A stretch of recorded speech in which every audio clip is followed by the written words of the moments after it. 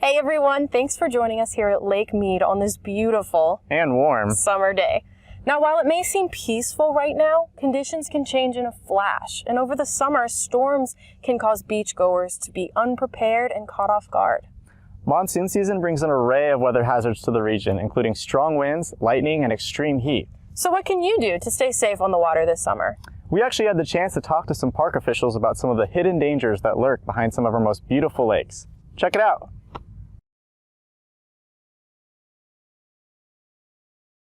Well, winds are really it.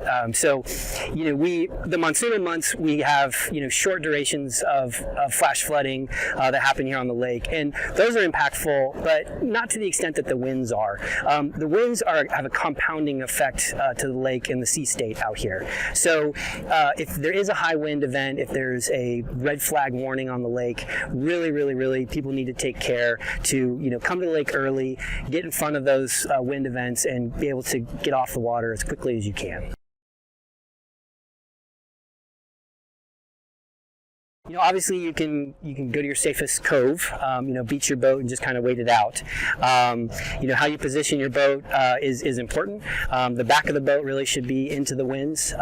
People think it's just the opposite. You put the front of the boat in, that's the pointy side.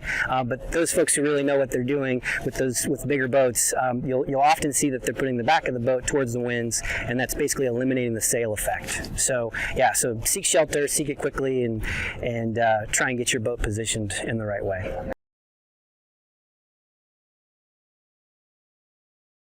Yeah, pool toys are a real issue, a real concern. The impacts of wind really affect those. So they're not certified by the Coast Guard. They have warning labels all over those things that say drowning hazards. They don't provide adequate buoyancy, so they really need to stay at home. And if you feel like you need to bring those out here for whatever reason, don't bring them when it's windy.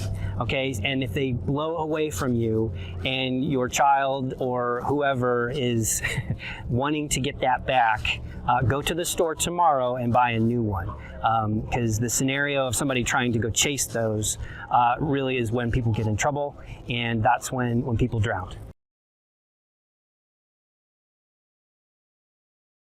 We have a lot of heat calls.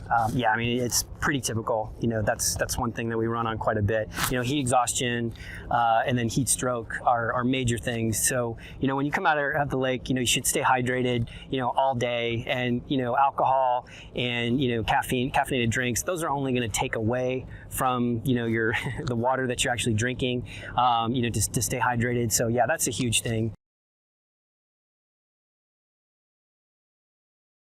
Believe it or not, you can, other related impacts, you can have hypothermic events in this water because it's so hot, outside, that when you get in the water, that temperature differential, and if you just get a little bit of wind, you'll start to shiver, and it's pretty incredible. So you can have the extreme end, you can have heat stroke, or you can have a hypothermic event here as well, just based upon the weather and the ambient conditions that are happening.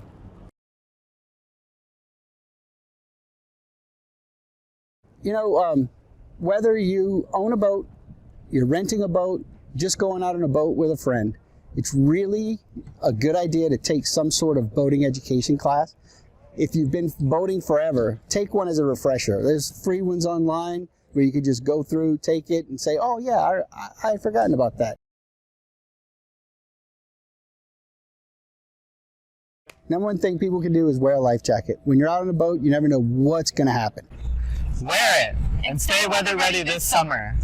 So having that life jacket on, it's just like an extra little added security. That it's in your mind. You don't have to think about it too much. Boom, something happens, you're in the water, life jacket, keep you afloat.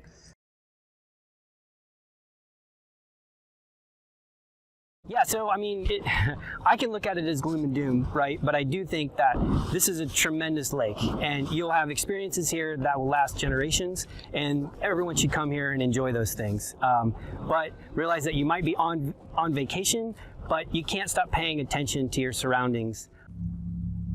Remember, no matter what the weather forecast may be, wear that life jacket. According to U.S. Coast Guard statistics, 85% of drowning victims were not wearing a life jacket. So wear it. It can be the difference between life and death. And grab that sunscreen, grab that water, and grab that NOAA weather radio, and always have them handy this summer. And don't forget to check the forecast. Big thanks to our National Park Service and the Nevada Department of Wildlife for keeping us all safe on the lake this summer. Catch you out there.